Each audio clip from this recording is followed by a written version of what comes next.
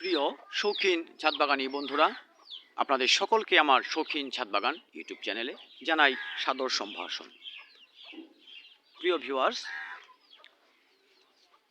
আমার বিভিন্ন পোস্টের মধ্যে বিভিন্ন ভিডিওতে কিছু কিছু নতুন ছাদবাগানি প্রশ্ন করে থাকেন যে আমার আম গাছটিতে এবার মুকুল হবে কিনা সেটা কি করে বুঝব। প্রিয় ভিউয়ার্স, এটি আপনাকে বুঝতে হলে প্রথমেই দেখতে হবে আপনার আম গাছের পাতাগুলো 6 থেকে 7 মাসের পুরনো কিনা। আপনারা লক্ষ্য করবেন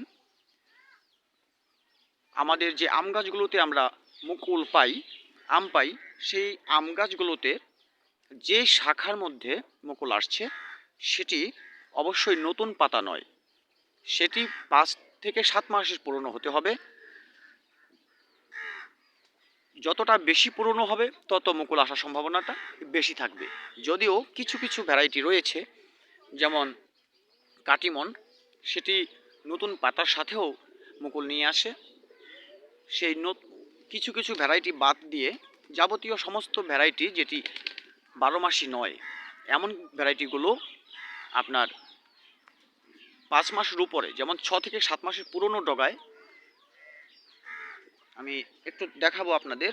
এ ধরনের দেখুন, এই পুরনো পাতা এখানে দেখতে পাচ্ছেন, এই যে মাথাটা উঁচু হয়ে আছে, এখান থেকে কিন্তু মুকুল আসবে। এখানে আমি একটি দেখাচ্ছি, এই যে পুরনো পাতা, এখানে যে এই যে মাথাটা সোচালো হয়ে আছে, এখান থেকে কিন্তু মুকুল আসবে।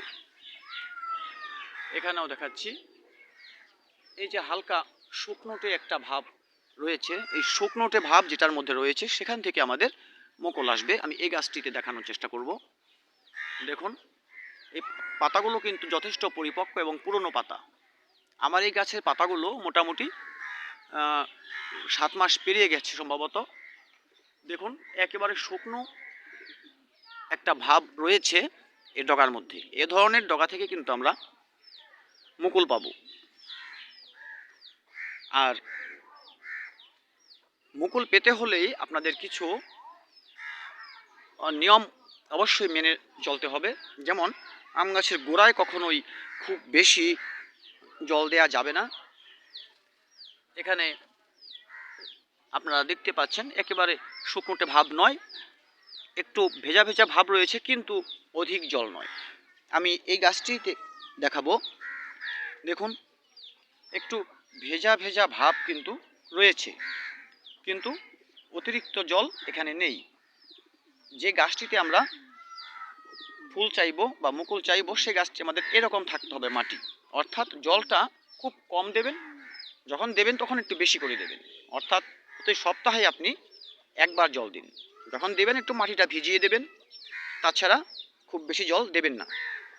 আবার এই গাছগুলো দেখুন, এই গাছটি আমার মুকুল নেব না, গাছটি আমার সমস্যা হয়েছিল গোড়াতে, আমি এটিকে বড় করব, সেজন্যই দেখুন এখানে কুশি পাতা বেরোচ্ছে, এখানে শাখা বেরোচ্ছে।